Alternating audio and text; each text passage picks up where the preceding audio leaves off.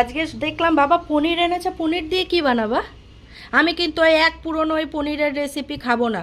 ওই হয় পনিরের তুমি চিলি পনির বানাও, নাইলে ওই পনির দিয়ে তুমি ওই সাদাভাবে বানাও পনির পাসিন্দা। আমি কিন্তু ওইগুলো আজকে আর খাবো না বলে আরে দিলাম। না রে, দেখ আজকে একদম নতুন ধরনের একটা পনিরের রেসিপি বানাবো।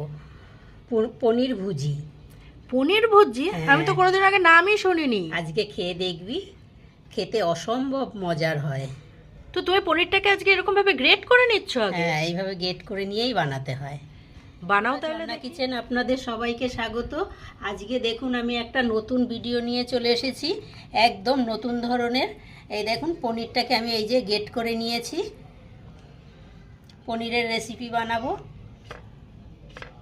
পনির ভুজি। তার জন্য এখানে আমার 300 গ্রাম পনির আছে। পুরো পনিরটাকেই আমি গেট করে নেব।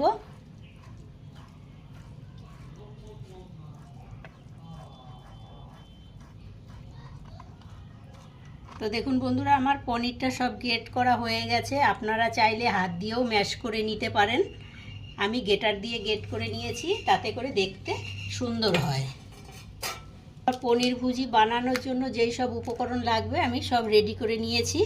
দেখুন এখানে পেঁয়াজ আছে দুটো মিডিয়াম সাইজের, আদা কুচি, রসুন কুচি, কাঁচা লঙ্কা কুচি আর টমেটো কুচি, দুটো টমেটো কুচি করা আছে। তাহলে চলুন এবার রান্নাটা শুরু করে। গ্যাস ধরিয়ে কড়াই বসিয়ে দিয়েছি। এবার কড়াইতে দিয়ে দেব তেল, দিয়ে দিলাম সরষের তেল। হয়ে গেছে, দিয়ে দেব হাফ চামচ গোটা জিরে।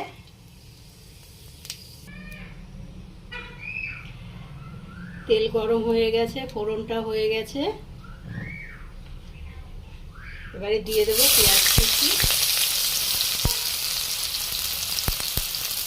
মিডিয়াম সাইজের দুটো পেঁয়াজ কুচি করে নিয়েছি।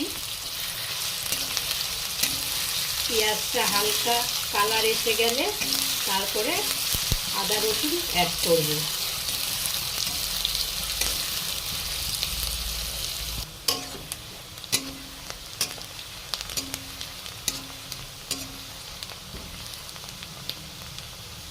পেঁয়াজে কালার এসে গেছে, পেঁয়াজ হালকা ভাজা হয়ে গেছে। এইবারে এতে অ্যাড করব আমি 1 চামচ বেসন।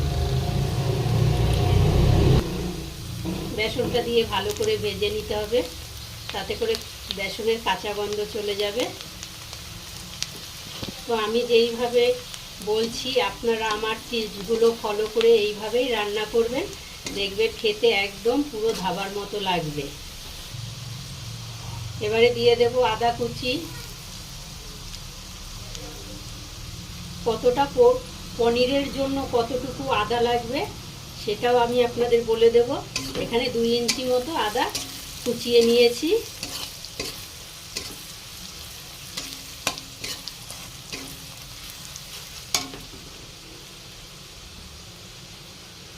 এবারে দিয়ে দেব রসুন কুচি। এখানে 10-12 কোয়া মতো রসুন কুচি করেছি।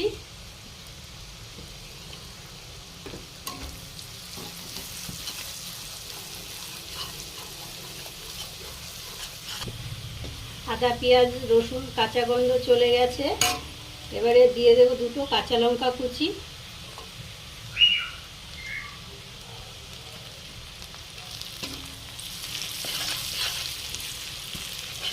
আর দেব দুটো টমেটো কুচি।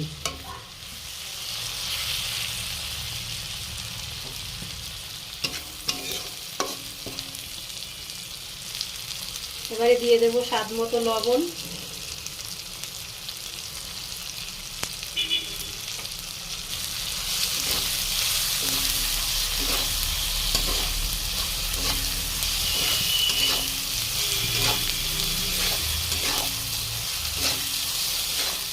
এক চামচ জিরের গুঁড়ো, 1 চামচ ধনের গুঁড়ো, 1 চামচ হলুদ গুঁড়ো, 1 চামচ লাল লঙ্কার গুঁড়ো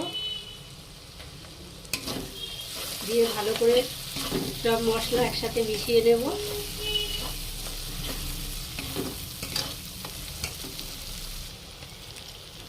এবার দেবো 1 চামচ লাল লঙ্কার গুঁড়ো কালারের জন্য।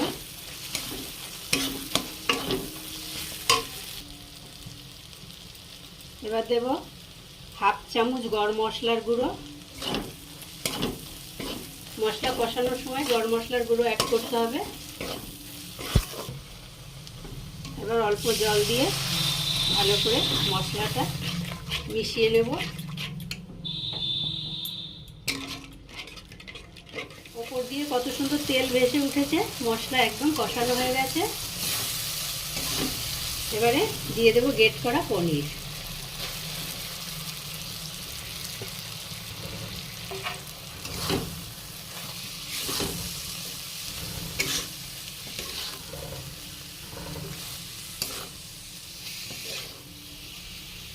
গরম জল,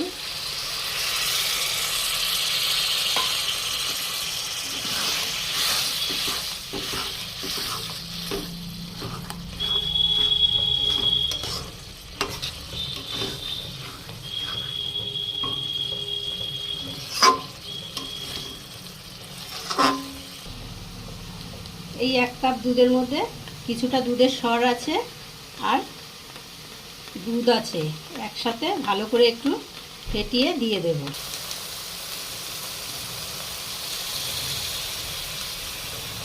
আপনারা চাইলে দুধের সরের বদলে ফ্রেশ ক্রিমও ইউজ করতে পারেন।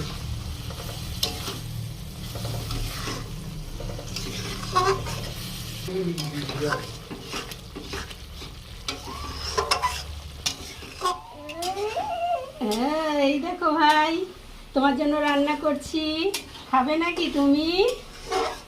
হ্যাঁ, এই দেখো কত সুন্দর রান্না করছি তোমার জন্য, খাবে? হ্যাঁ, এই দেখো, দেখেছো? এখানে কসুরি মেথি নিয়েছি, কিছুটা গুঁড়ো করে দিয়ে দেব। আপনারা চাইলে কসুরি মেথির বদলে ধনেপাতাও ইউজ করতে পারেন। আমার কাছে ধনেপাতা নেই, তাই আমি কসুরি মেথি দিলাম।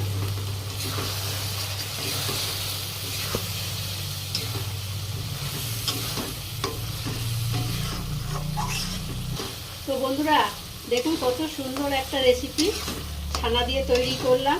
এই রেসিপিটা আপনারা ভাত দিয়ে কত সুন্দর একটা রেসিপি কত সহজেই তৈরি করে দিলাম। এই রান্নাটা লুচি, রুটি, পরোটা, নান সব কিছুর সাথেই খেতে দুর্দান্ত লাগবে। আপনারাও এইভাবে বাড়িতে বানাবেন, হাতে কম সময় থাকলে এই রেসিপিটা একবার বানিয়ে নেবেন। এবার সার্ভ করে নেব।